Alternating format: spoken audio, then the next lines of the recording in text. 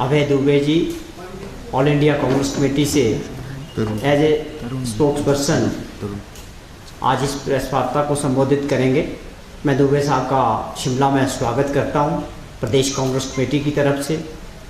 हमारे साथ तरुण पाठक जी हमारे पीसीसी के सेक्रेटरी हैं और हमारे स्पोक्स पर्सन जो पहले मीडिया में रहे तोमर साहब। और आज का जो विषय है, हमारी जो प्रेस वार्ता है स्पेसिफिक उसी विषय पे रहेगी। अगर आपका कोई सवाल भी उस विषय पे रहेगा तो दुबे साहब उसको ज़रूर एड्रेस करेंगे। देश के अंदर बेरोजगारी और महंगाई को लेके जिस तरह का माहौल है और सरकार जिस तरह से इसको सुनना नहीं चाहती, एड्रेस करना नहीं चाहती, जो देश के लोगों की आज सबसे बड़ी समस्या है, और कांग्रेस पार्टी हर बार इसको लेके प्रदर्शन, धरना, दिल्ली, पूरे देश में, राजधानी में, हर जिला में बार कोशिश कर रही है कि सरकार अपनी नींद से जागे।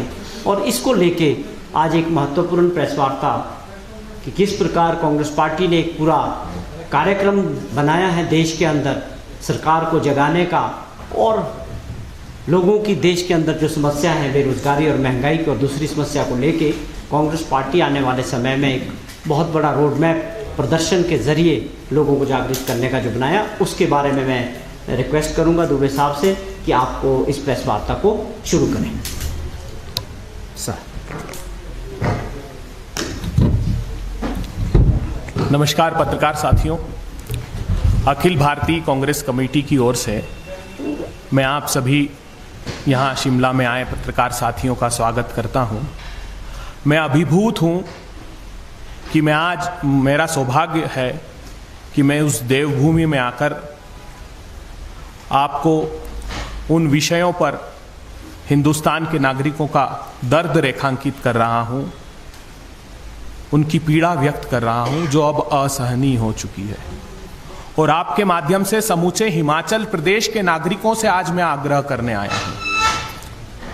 पूरे हिंदुस्तान में हिमाचल प्रदेश के नागरिकों में वो असीम क्षमता, वो असीम ताकत है जिसका आभास मैं आज उनको कराने के लिए आया हूँ अखिल भारतीय कांग्रेस कमेटी की ओर से। विश्वास मानिए, समूचे देश में एकमात्र हिमाचल प्रदेश है जिसके पास इतनी शक्ति है कि वो निरंकुश प्रचंड बहुमत वाली मोदी सरकार को झुकाने का मादा रखती है। ये बात मैं इसलिए कह रहा हूं कि याद कीजिए कितनी निर्ममता और बर्बरता से बीते 8 सालों से मोदी सरकार ने इस देश को महंगाई की आग में झोंक रखा है। मगर एकमात्र अवसर मैं अपने स्मृति पटलों को चिन्हित करता हूं तो याद आता है कि एकमात्र अवसर है जब हिमाचल प्रदेश के उपचुनावों की तीनों विधानसभा और लोकसभा चुनाव की हार हुई और मोदी सरकार को तुरंत निर्णय लेकर कुछ बहुत ही छोटी सी ही सही मगर देश के नागरिकों को राहत देनी पड़ी। इसका आशय साफ है कि हिमाचल प्रदेश के नागरिकों के हाथ में वो ताकत है कि अगर वो इस विधानसभा के चुनाव में भारतीय जनता पार्टी की सरकार को परास्त करते हैं तो ये संदेश जाएगा कि भारतीय जनता पार्टी की हार के आगे महंगाई की जीत है। आज समूचे देश में हर घर महंगाई, घर घर महंगाई। हर घर का एक ही नारा है, महंगाई ने हमको मारा है। भारतीय जनता पार्टी के दो भाई, बेरोजगारी और महंगाई। विडंबना देखिए, 8 साल पहले प्रधानमंत्री जी ने एक नारा दिया था जब वो प्रधानमंत्री पद के उम्मीदवार हैं कि अच्छे दिन आने वाले हैं। देश को बहुत अपेक्षाएं थी। अच्छे दिनों के नाम पर कई सारे ख्वाब देश के लोगों ने सजा कर रखे। 8 साल बाद आज अगर हम पीछे मुड़कर देखते हैं तो किसके अच्छे दिन आए, इस बात का मूल्यांकन करना बहुत जरूरी है। क्या उन देश के 75 करोड़ किसानों के अच्छे दिन आए जिसको एनएसएसओ की रिपोर्ट बताती है कि आमदनी 27 रुपए प्रतिदिन रह गई? क्या उन युवाओं के अच्छे दिन आए जिनको केंद्र की सरकार की ही मंत्रालय ने, स्टैटिस्टिकल मिनिस्ट्री ने बताया कि 45 वर्षों की सबसे भीषणतम बेरोजगारी हिंदुस्तान में परोस दी गई मोदी सरकार द्वारा। क्या उन देश के शहरी और ग्रामीण अंचल के आम नागरिकों के अच्छे दिन आए, जिनके कंजम्पशन एक्सपेंडिचर डेटा ने, एनएसएसओ की रिपोर्ट ने बताया कि 70 साल बाद ऐसा हुआ कि जो कंजम्पशन, रूरल कंजम्पशन है वो 580 रुपए प्रति माह के स्तर पर सबसे निचले स्तर पर आ गया। क्या देश के जो आर्थिक संस्थान हैं, जो देश की बैंकें हैं, जब आरबीआई बताती है कि 58 साल की सबसे निचली क्रेडिट ग्रोथ बैंकों की हुई, तो क्या उन आर्थिक संस्थानों के अच्छे दिन आए? क्या देश के उन आम नागरिकों के अच्छे दिन आए जो 400 रुपए का गैस का सिलेंडर पहले भराया करते थे, अब वो 1000 रुपए के पार हो गया? क्या देश के उन नागरिकों के अच्छे दिन आए जो 60 और 70 रुपए में पेट्रोल और डीजल 2014 के पहले भराया करते थे, अब वो 100 रुपए पार हो गया? क्या उन लोगों के अच्छे दिन आए जो 70 रुपए का खाने का तेल उपभोग करते थे, अब वो 200 रुपए के लगभग हो गया? उन लोगों के अच्छे दिन आए? क्या उन उज्ज्वला बहनों के, क्या झूठ परोसा गया हिंदुस्तान में? कहा कि मैं इस देश से जो चूल्हे का दंश है, जो माताएं बहनें चूल्हा जलाती है और उनके लंग्स खराब होते हैं, वो अस्थमेटिक हो जाती है, उनको बीमारियां घेर लेती है, उसको दूर करने आया हूं दोस्तों। आज भी लोकसभा में इस बार बताया गया कि 3.5 करोड़ उज्ज्वला बहनों ने फिर से अपने गैस के सिलेंडर रख दिए। एक भी गैस का सिलेंडर उन्होंने रिफिल नहीं कराया इस वर्ष। क्या उनके अच्छे दिन आए? आप कल्पना कीजिए, किसान, आप अगर सपोर्ट प्राइस को देखेंगे, अरहर की दाल अगर देखें, 6600 रुपए उसका सपोर्ट प्राइस है। क्या भाव में, मतलब 66 रुपए किलो की दाल, क्या भाव में दाल हिंदुस्तान को दी जा रही है? हिंदुस्तान की आवश्यकता अगर दाल को देखें एक उदाहरण के रूप में, तो 23 से 25 मिलियन टन की है। इतना प्रोडक्शन हमारा है, हमारे किसान भाई के अथक परिश्रम से हम इतना प्रोडक्शन करते हैं।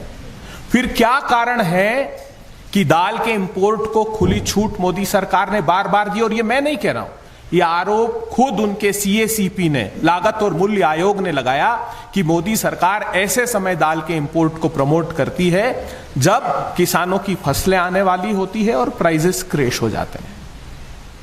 दुर्भाग्यपूर्ण बात यह है कि जो बैकबोन है, जिसको राहुल गांधी हमेशा से कहते आए हैं कि हिंदुस्तान की अगर कोई बैकबोन है तो वो एमएसएमई है, छोटे और मझोले उद्योग है।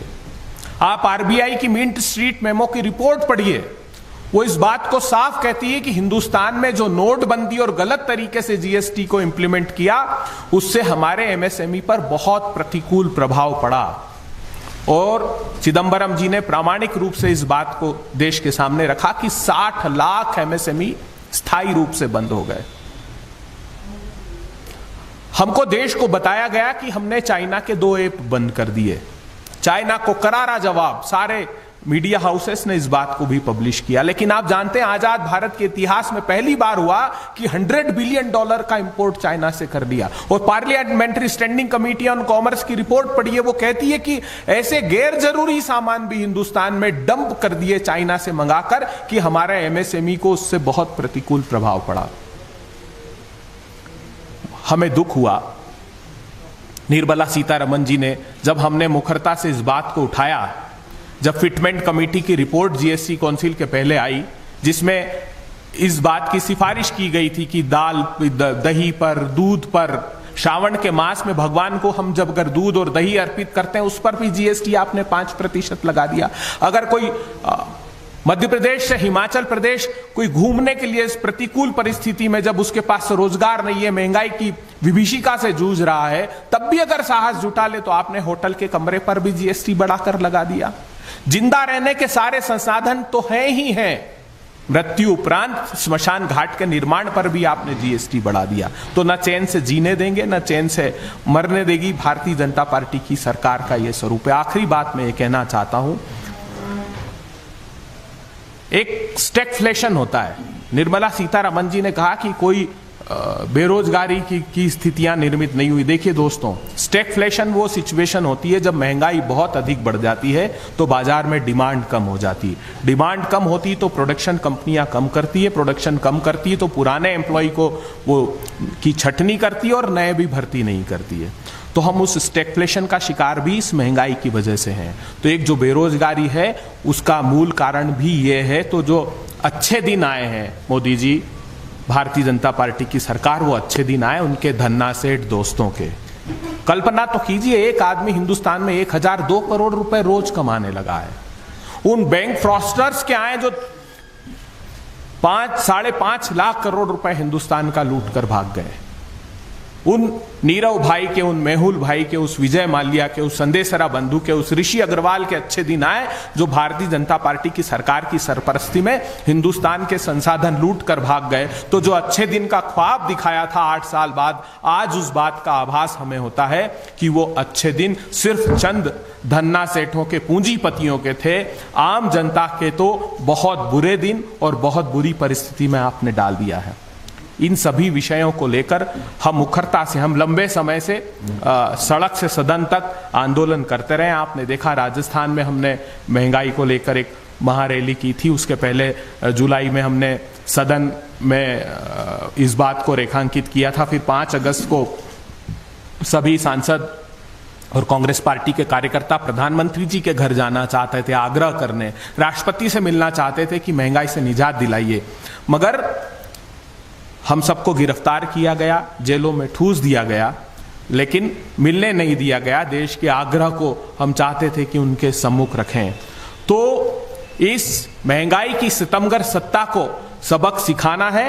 4 सितंबर को मैं आह्वान करता हूं सभी को रामलीला मैदान आना है। तो लाखों लोग देश के रामलीला मैदान में एकत्रित होंगे और हम अपेक्षा करते हैं कि तब इस गूंगी और बहरी सरकार को के कानों में कुछ स्वर पड़ेंगे और वो निजात दिलाएगी। मगर इसका मूल मंत्र, इसका समाधान सिर्फ और सिर्फ हिमाचल प्रदेश के नागरिकों के पास है। भारतीय जनता पार्टी की हार के आगे ही महंगाई पर जीत है। मैं यही आग्रह करने आया हूं। इस संदर्भित विषय पर कोई आपके सवाल हो तो मैं उसका जवाब दूंगा। I would like to prefer Hindi in spite of English, तो आप हिंदी में जितने प्रश्न कर सकते हैं। सर, क्या आपको लगता है कि आम जनता के लिए बेरोजगारी और महंगाई मुद्दा है? क्योंकि जो 5 राज्यों में चुनाव हुए थे उसमें भी महंगाई चरम पर थी, लेकिन बावजूद इसके बीजेपी को 4 राज्यों में जीत मिल गई। तो आपको लगता है कि जनता चाहती है कि महंगाई और बेरोजगारी के मुद्दे पर चुनाव लड़ी जाए, या फिर विपक्ष विफल रहता है इस मुद्दे को भुनाने में कि इतनी ज़्यादा महंगाई बढ़ रही हो, बता नहीं पा रहा है कि जनता के सामने कोई दूसरा चेहरा नजर नहीं आ रहा है जनता के बीच में? देखिए, इसका सबसे बड़ा प्रमाण तो खुद आपके राज्य से मिलता है, जहां आपके राज्य के मुख्यमंत्री ने स्वयं ने इस बात को स्वीकारा कि महंगाई की वजह से चुनाव हार गए और जो उपचुनाव में हार हुई है। तो ये मैं इसीलिए यहां ये कहने आया हूं कि वो सिर्फ और सिर्फ हिमाचल प्रदेश के पास इस बात का समाधान है।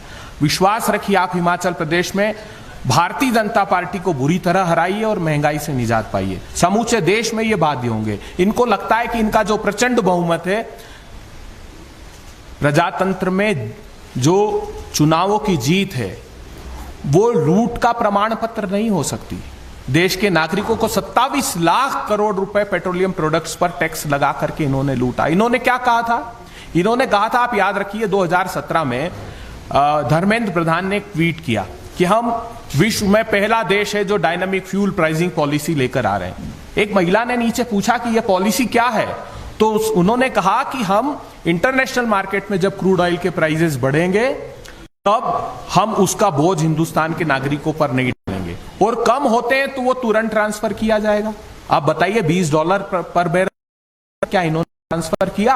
आज भी जब क्रूड ऑयल के प्राइसेस या एलपीजी के प्राइसेस इंटरनेशनल मार्केट में कम होते हैं तो क्या ये ट्रांसफर कर रहे हैं? कतई ट्रांसफर नहीं कर रहे। तो मुझे लगता है कि अंततः इनका मुखौटा उतरेगा और देश की जनता इनको सबक सिखाएगी। दुबे जी, आप कह रहे हैं कि हम महंगाई और बेरोजगारी से निजात दिलवाएंगे, लेकिन तथ्य ये भी कहते हैं कि जहां जहां आपकी सरकारें, अगर हम राजस्थान की बात करें तो इस समय वहां पर सिलेंडर का रेट है 1056.50। अगर हम छत्तीसगढ़ की बात करें तो 1124 रुपए, झारखंड की बात करें तो 1110.50। बेरोजगारी दर की बात करें तो राजस्थान का जो आंकड़ा है वो देश से 4 गुना ज्यादा बेरोजगारी वहां पर है। झारखंड की बात करें तो वहां पर देश में तीसरे नंबर की सबसे बड़ी बेरोजगारों की फौज झारखंड में है। ऐसे में जहां पर आपकी सरकारें हैं वहां विश्वास नहीं दिल पा रहे हैं, हिमाचल में चुनाव है, कैसे विश्वास जनता को दिलाएं? हाँ, बहुत ही अच्छा प्रश्न आपने मेरे दोस्त किया। गैस के दाम राज्य सरकारों को इख्तियार में नहीं है कि वो तय करें, ये केंद्र की सरकार करती है। और हमारी सरकार में क्यों 400 रुपए थे? देश के प्रत्येक प्रांत में 400 रुपए का गैस सिलेंडर था, 410 रुपए थे जब हम छोड़कर गए। क्यों था? क्योंकि हम 1,40,000 करोड़ रुपए की पेट्रोलियम प्रोडक्ट्स पर सब्सिडी प्रोवाइड करते थे। ये कितनी सब्सिडी प्रोवाइड कर रहे हैं बताइए? तो जो ये तो 27 लाख करोड़ रुपए इन लोगों ने अर्जित कर लिए। जहां तक आपने देश के दूसरे प्रांत, भारतीय जनता पार्टी हो या कांग्रेस के प्रांत हो, इसका जो मूल है वो आप आरबीआई की रिपोर्ट पढ़िए। हिंदुस्तान का जो बैकबोन है वो था एमएसएमई। उसका आप ये देखिए कि मैन्युफैक्चरिंग में जो एमएसएमई है उसका मैन्युफैक्चरिंग आउटपुट 48% था, एक्सपोर्ट में उसका कंट्रीब्यूशन 45% था। वो पूरा कोलैप्स कर दिया मोदी सरकार ने, और उसकी बुनियाद पड़ी नोटबंदी से और गलत जीएसटी से। मैं नहीं कह रहा हूं, आरबीआई की रिपोर्ट कह रही। क्यों आप चाइना से इतना इंपोर्ट कर रहे हैं? किस बात का भय आपको है? ये देश को बताइए, तो हर प्रांत उस बात से प्रभावित होगा। मोदी सरकार की गलत नीतियों का खामियाजा प्रत्येक प्रांत को भुगतना पड़ रहा है और प्रत्येक प्रांत में ये परिस्थितियां बनी हुई है। कांग्रेस पार्टी की सरकारें फिर भी हर संभव कोशिश कर रही है कि हम वहां के किसानों को, वहां के नागरिकों को राहत प्रदान करें। बार बार पूछा जाता है कि राज्य सरकारें वेट क्यों नहीं कम करती। अरे एक उदाहरण दे दीजिए कि किसी राज्य सरकार ने वेट टैक्स बढ़ाया हो। ये तो आपने एक्साइज ड्यूटी लगातार बढ़ाई, 750-800% बढ़ा दी, उसका खामियाजा देश को भुगतना पड़ रहा है। तो जब ये परिस्थितियां ठीक होगी, जब हमारा एमएसएमई रिवाइव करेगा। पार्लियामेंट्री स्टैंडिंग कमेटी की रिपोर्ट पढ़िए, उन्होंने कहा जो इमरजेंसी क्रेडिट लाइन आपने बनाई थी एमएसएमई को सपोर्ट करने के लिए, उसका 50% भी पैसा नहीं दिया। खुद इनकी पार्लियामेंट्री कमेटी कह रही है कि वो सिर्फ लोन की योजना बनकर रह गई। आप बताइए, बड़ा ढिंढोरा पीटा जाता है। मुद्रा योजना के तहत हम युवाओं को रोजगार के अवसर पैदा कर रहे हैं। अरे 32 करोड़ मुद्रा के लोन में से 27 करोड़ शिशु कैटेगरी के हैं। 50,000 रुपए से कम में आपने लोन दिए और उसमें बहुत सारे नॉन परफॉर्मिंग असेट्स में बदल गए। पकोड़े का ठेला भी बेचारा नहीं लगा सकता 50,000 रुपए में, और आप कहते हैं कि हमने बहुत रोजगार के अवसर सृजित कर दिए। तो सिर्फ ये सुर्खियों के प्रबंधन पर काम कर रहे हैं, वास्तविकता का धरातल बिल्कुल साफ कर दिया है। जिस तरह से आगामी चुनाव में खासकर 2 राज्यों में, हिमाचल और गुजरात में, रिसेंटली गुलाम नबी आजाद जी ने रिजाइन किया है, और जो G23 के लोग हैं उन्होंने एक तरह से मोर्चा खोल दिया है राहुल गांधी के खिलाफ। तो ये कांग्रेस के लिए एक सेटबैक होगा इन चुनाव के मद्देनजर? आज तो मुझे जो सबसे बड़ा आघात कह लो, सेटबैक कह लो, जो सबसे बड़ा छलावा कह लो, वो महंगाई ही दिखाई देता है। आज देश के नागरिक इसके इतर कुछ भी देखना नहीं चाहते। वो आज सिर्फ सरकार से सवाल पूछना चाहते हैं, और प्रतिपक्षी दल होने के नाते ये कांग्रेस पार्टी पर उन्होंने दायित्व दिया है चुनावों के परिणामों के आधार पर कि आप मुखरता सर इस पर आवाज उठाइए। भारतीय जनता पार्टी कोशिश करेगी ध्यान भटकाने की, मगर आप डाइवर्ट मत होइएगा। आप सरकार से सवाल पूछिए कि क्यों महंगाई की आग में झोंक दिया, क्यों मुट्ठी भर लोगों को। आप कल्पना तो कीजिए, महामारी की विभीषिका में हिंदुस्तान में 142 लोगों ने 30 लाख करोड़ रुपए अर्जित किए और 12 करोड़ लोगों के रोजगार छीन लिए गए, 84 करोड़ लोगों की आमदनी घट गई। तो कम से कम आज ये सवाल, इसी विषय पर हम बात करेंगे और यही प्रासंगिक विषय है, ताकि मुखरता से ये सवाल उठाया जा सके। बाद में जब भी कभी प्रेस कॉन्फ्रेंस होगी तो इस पर स्पष्टता से बात करेंगे। बीजेपी कहती है, बीजेपी से जब सवाल पूछा जाता है महंगाई के बारे में, वो कहती है कि महंगाई तो हमेशा से मुद्दा रहा है, कांग्रेस के टाइम भी महंगाई रही है, तो जब कांग्रेस पार्टी आगे भी आएगी तो कैसे महंगाई से निपटेगी? कोई और, मोदी जी से पूछिए कि कोई और किसी सरकार के 8 साल का समय निकाल लीजिए। क्या उन 8 साल के सरकार में एलपीजी 156% बढ़ा? क्या पेट्रोल 40% बढ़ा? क्या डीजल 75% बढ़ा? क्या सरसों का तेल 122% तक की वृद्धि हो गई? क्या गेहूं आटा 81% तक बढ़ गया? क्या दूध 71% तक बढ़ गया? कहीं हुई हो तो बता दीजिए किसी अवसर पर। अरे देखिए तो सही, अच्छे दिन तो आज देश की जनता महसूस कर रही कि सचमुच अच्छे दिन वही थे जब आप भरमा करके सत्ता में आ गए। तो ऐसा आजाद भारत के इतिहास में कभी नहीं हुआ कि इतने कम समय में इतने लोगों को गरीब बना दिया और इतने युवाओं को बेरोजगार बना दिया। अभी जो सवाल आया था वो आप थोड़ा सा उसको टाल गए। उसमें सवाल ये था कि जब गुलाम नबी आजाद कोई मुद्दा नहीं रहा, या ये जो इशू है उन्होंने जो रिजाइन किया है वो पार्टी को कमजोर करेगा या नहीं करेगा? मैं अनिल जी, आप थोड़े लेट आए, हेमंत भाई भी लेट आए। मैंने प्रेस वार्ता शुरू करने से पहले एक अपील की थी सभी भाइयों से कि आज का विषय सिर्फ एक ही रहेगा और उस विषय से संबंधित ही ये अपने क्वेश्चंस ले पाएंगे। मैं इसलिए क्षमा चाहता हूं कि आप दोनों भाई लेट आए। धन्यवाद। साहब, इस पे सवाल ये है, जिस तरह से कांग्रेस पार्टी सारे मुद्दों को जनता के सामने ले जाती रही है, आज चुनाव में जो नतीजे आते हैं वो कांग्रेस के पक्ष में नहीं आते हैं। क्या आप मानते हैं ये जो इनफाइटिंग है ये कारण है, आप इकट्ठे होके इन मुद्दों को जनता के सामने ले जा नहीं पा रही है सरकार? नहीं, हम तो बेखूबी हिमाचल में हमने करके दिखाया। बेरोजगारी और महंगाई पे पूरा हिंदुस्तान के अंदर पहली सरकार बनी भाजपा की जो रूलिंग होके अपना खाता नहीं खोल सकी। हमारा मॉडल वही रहेगा आने वाले चुनाव में, एकजुट होके बेरोजगारी और महंगाई और लोगों की समस्याओं को लेके हर जन के बीच कांग्रेस जन जाएगा। यही हमारा आज का मुद्दा है। दुबे जी, अभी हाल ही में जो है केंद्रीय वित्त राज्य मंत्री यहाँ पर आए थे, भागवत कराड़, उन्होंने माना कि महंगाई है, बट वो इसके लिए कह रहे हैं कि इसके लिए वैश्विक कारण जिम्मेदार है। अगर आप तुलना करें अन्य देशों के मुकाबले भारत में महंगाई कम है, ये उन्होंने तर्क दिया। भाई ये तो वादा आपने नहीं किया था जब आप सत्ता में आए थे, तो कहा था कि विश्व के विकसित, और तुलना भी किससे करते हैं, वो विकसित देशों से तुलना कर रहे हैं। वहां पर कैपिटा इनकम देख लीजिए, वहां आप जीडीपी पर कैपिटा देख लीजिए। भारत में मैं आपको दो उदाहरण देता हूं। बहुत अच्छा प्रश्न आपने किया। देखिए, याद कीजिए प्रधानमंत्री जी के भाषणों को देखिए। एक तो 2016 बरेली की रैली में उन्होंने कहा था कि किसान भाइयों 5 साल में मैं आपकी आमदनी दोगुनी कर दूंगा। एक बड़ा वादा देश से किया था कि मैं ऑयल सीड्स का प्रोडक्शन इतना बढ़ा दूंगा कि आपको जो एडिबल ऑयल इंपोर्ट करना होता है वो मैं बहुत कम कर दूंगा, ताकि जो तेल महंगाई, तेल खाने की तेल की महंगाई है उस पर लगाम लगा दूंगा। तीसरा उन्होंने कहा था कि मैं इंडिजीनियस प्रोडक्शन क्रूड ऑयल का इतना बढ़ा दूंगा कि आपको जो इंपोर्ट पर आपका डिपेंडेंस है क्रूड ऑयल के, जिससे हम महंगाई की आग लग जाती है, उस पर हम काबू पा लेंगे। अभी जब इकोनॉमिक सर्वे आया इस बजट के पहले, वो ये बताता है कि हाँ, ऑयल सीड्स का प्रोडक्शन काफी बड़ा है हिंदुस्तान में, लेकिन ऑयल का इंपोर्ट उसके साथ साथ करीब करीब 30%, 25 से 30% बढ़ गया। क्यों किया ऐसा? बताइए, कौन आपके दो बड़े व्यापारी बंधु तेल के कारोबार में कूदे और आपने असीमित मात्रा में इन छूटों को जारी रखा और कृत्रिम रूप से तेल के भाव, खाने के तेल के भाव बढ़ाए आपने? आप प्रधानमंत्री जी देश को बताइए ना, बताइए कि आपने इंडिजीनियस क्रूड ऑयल का प्रोडक्शन बढ़ाया क्या? 56 लाख मेट्रिक टन प्रोडक्शन आपके आने के बाद कम हो गया। प्रधानमंत्री जी, जमाखोरों को, धन्ना सेठों को खुली छूट मिली हुई है, इसलिए ये परिस्थितियां देश में बनी। मैंने कहा दाल का प्रोडक्शन पर्याप्त होता है, फिर दाल कैसे 66 रुपए की दाल 200 रुपए कैसे पहुंच जाती, बताइए आप?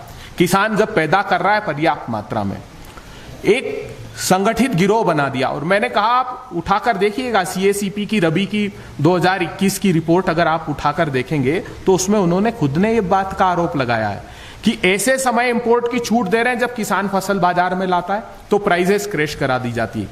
और जो हम विरोध कर रहे थे तीनों अध्यादेशों का किसान के, उसमें मुखरता से इस बात का विरोध था कि असीमित मात्रा में आपने फूड प्रोसेसर्स को जो संग्रहण की अनुमति दी, वो फूड प्रोसेसर्स कौन है बड़े भैया बताइए? क्यों वो स्टोर करके रखेंगे, क्यों होर्डिंग करेंगे और प्राइसेस बढ़ाएंगे? तो ये एक संगठित गिरोह काम कर रहा है जो कि जिसकी वजह से महंगाई की आग में हिंदुस्तान को झोंका गया है। हिंदुस्तान के किसान पर्याप्त मात्रा में अपनी फसल पैदा कर रहे हैं। हमारी क्षमता है कि हम इंडिजीनियस एडिबल ऑयल अच्छा प्रोड्यूस कर सकते हैं, तो महंगाई पर हम लोग नियंत्रण कर सकते हैं। आप बताइए कारण क्या है? इंटरनेशनल क्राइसिस किस बात के कारण बताइए ना आप? क्रूड ऑयल का जब आपको इंटरनेशनल मार्केट में प्राइजेस कम होते हैं, जब इंटरनेशनल मार्केट में एलपीजी के प्राइजेस कम होते हैं, तब तो आप ट्रांसफर कर ही नहीं रहे हैं उसको। अगर आप वो ट्रांसफर करेंगे तो महंगाई पर नियंत्रण पाया जा सकता है। और गलत तरीके से जो जीएसटी लागू किया गया है उसके कारण भी है। एक आखिरी उदाहरण मैं देता हूं, ज्यादा समय आपका नहीं लूंगा। देखिए ये इन्होंने क्यों हो गया किसानों के साथ, ये कहते हैं कि हम 6,000 रुपए सालाना किसानों को मदद देते हैं ताकि उनका इनपुट कॉस्ट कम हो जाए। अरे 25,000 रुपए हेक्टेयर आपने इनपुट कॉस्ट हिंदुस्तान के किसानों की बढ़ा दी। आपने खाद पर, आपने कीटनाशक पर जीएसटी लगा दिया, आपने डीजल के प्राइजेस बढ़ा दिए, आपने जो सारे खेती किसानी में काम कर रहे हैं, हमने एक पूरा कैलकुलेशन किया था, तो 25,000 रुपए हेक्टेयर, मतलब जितना रकबा हमारा प्रोडक्शन का होता है, लगभग 1,80,000 करोड़ रुपए किसानों से अतिरिक्त छीनने लगे। और आप 6,000 रुपए साल देने की बात करते हैं, तो 60-70,000 करोड़ रुपए देने की बात करते हैं और उधर 1,80,000 करोड़ रुपए उनकी जेब से निकाल लेते हैं। क्वार्टर का जो डाटा देखते हैं उसके हिसाब से करीब 4 लाख करोड़ के आसपास का वित्तीय घाटा है। तो क्या आप मानते हैं सरकार जो फिस्कल डेफिसिट है उसको कंट्रोल करने में नाकाम हुई? अब देखिए, मैं कोई अर्थशास्त्री तो हूं नहीं जो आपको, मैं तो साइंस का स्टूडेंट हूं, मगर फिर भी जितनी मैं आपकी बात को समझ पाया, फिस्कल डेफिसिट को सरकार ने कहा कि इस कोविड की महामारी की वजह से उन्होंने थोड़ा सा उसको जो एफआरबीएम था उसके प्रोविजन को भी 3 से बढ़ाकर 5 तक किया। बड़ी बात यह है कि वित्तीय घाटे की बुनियाद क्या, बेसिस क्या है, हिंदुस्तान के इस क्राइसिस की बेसिस क्या है। आप देखिए आपने 10 लाख करोड़ रुपए के आसपास लोन राइट ऑफ कर दिए। एक बड़ा और मैं बताता हूं, ये जो इंसॉल्वेंसी बैंकरप्सी कोड लेकर आए थे 2016 में, इन्होंने कहा कि साहब ये जो कंपनियां खुद का घाटे में चली जाती है, उनको इश्यूज को रिजॉल्व करने के लिए एक बोर्ड का गठन कर रहे हैं और उस बोर्ड के माध्यम से हम इन कंपनियों का घाटे को विस्तृत रूप से कानूनी जामा पहनाकर बाहर करेंगे। आप कल्पना नहीं कर सकते क्या खेल चल रहा है वहां पर लगभग 4,500 कंपनियों ने अपने आप को आर्थिक रूप से ये बताया कि हम लोग अब बैंकों का कर्ज चुकाने की स्थिति में नहीं है, इसलिए हमारे इश्यूज को रिजॉल्व कीजिए। इन्होंने 445 के लगभग को रिजॉल्व किया, जिन पर जो कर्ज था वो लगभग 7.5 लाख करोड़ रुपए का था, और उस 7.5 लाख करोड़ रुपए के कर्ज को रिजॉल्व कर दिया 2,35,000 करोड़ रुपए में। हिंदुस्तान के बड़े बड़े उद्योगपति ने, हर्ष गोयनका ने ट्वीट किया, आप एक हेयर कट टर्मिनोलॉजी होती है, जैसे बैंक से आप 100 रुपए का लोन लेते हैं तो बैंक कहती कि आपकी चलिए 5 रुपए का हम इसमें हेयर कट कर देते हैं, बाकी 95 रुपए की आपकी लाइबिलिटी है वो भर दीजिए। उन्होंने ये बताया, बैंक एम्प्लॉय एसोसिएशन ने भी, कि 95 से लेकर 99% का हेयर कट दे दिया। अर्थात एक शिवा करके कंपनी थी, उसका 4-4.25 हजार करोड़ रुपए का कर्ज था, 318 करोड़ रुपए में सेटल कर दिया। एक कंपनी का तो 1 करोड़ में सेटल कर दिया, 99% का हेयर कट दे दिया। तो ये जो संसाधनों की लूट कर रहे हैं ना, अगर ये नहीं होती तो हम इस महंगाई की आग से भी बच जाते। आप जो ये फिस्कल कंसोलिडेशन की बात करते हैं कि फिस्कल डेफिसिट बढ़ गया, हम इन सारी आर्थिक परिस्थितियों से बच जाते। अगर आप नोटबंदी जैसा या गलत जीएसटी के कानून जैसा काम नहीं करते तो इस देश को आर्थिक दुर्गति की ओर जाने से बचा जा सकता था। आखिरी बात मैं ये कहना चाहता हूं कि ये बार बार कह रहे हैं कि इस कोविड की क्राइसिस की वजह से देश के हालात ऐसे हो गए। नहीं साहब, इस कोविड की क्राइसिस के पहले की सारी रिपोर्ट है। ये जो मैं कह रहा हूं कि 45 साल की भीषणतम बेरोजगारी, ये कोविड के क्राइसिस के पहले आई थी। लगातार ऐसा कभी नहीं हुआ कि 8 क्वार्टर तक आपकी ग्रोथ रेट नीचे गिर रही हो, वो कोविड के क्राइसिस के पहले की बात है। जो बैंक की क्रेडिट ग्रोथ गिरी, वो भी कोविड के क्राइसिस के पहले की बात है। तो जितनी सारी ये रिपोर्ट आई है वो कोविड के क्राइसिस के पहले की आई है। इसका अर्थ है कि आपकी इकोनॉमी डिरेल होना प्रारंभ हो गई थी नोटबंदी के बाद से ही, और इस महामारी की विभीषिका ने और बुरा हाल कर दिया। धन्ना सेठों ने खूब संसाधन कमा लिए और गरीब आदमी को और गरीब कर दिया। विधानसभा के चुनाव हिमाचल में होने वाले हैं। हिमाचल के लिए महंगाई और बेरोजगारी पर किस तरह से आप देखते हैं, क्या रणनीति रहेगी और क्या प्लान कांग्रेस का है अपनी आगे? देखिए, मैनिफेस्टो में नरेश जी और ज़्यादा अच्छे से उस पर प्रकाश डाल सकते हैं, लेकिन जैसा मैंने देखा कि अभी बोर्ड पढ़ रहा था कि 300 यूनिट तक बिजली फ्री, मुझे दुख हुआ इस बात को सुनकर कि प्रधानमंत्री जी ने कहा कि एक रेवड़ी कल्चर हिंदुस्तान में आ गया। ये क्यों कहा जा रहा है? मुझे लगता है कि खास करके बिजली को लेकर ये बात प्रधानमंत्री जी ने मुख्य तौर पर कही।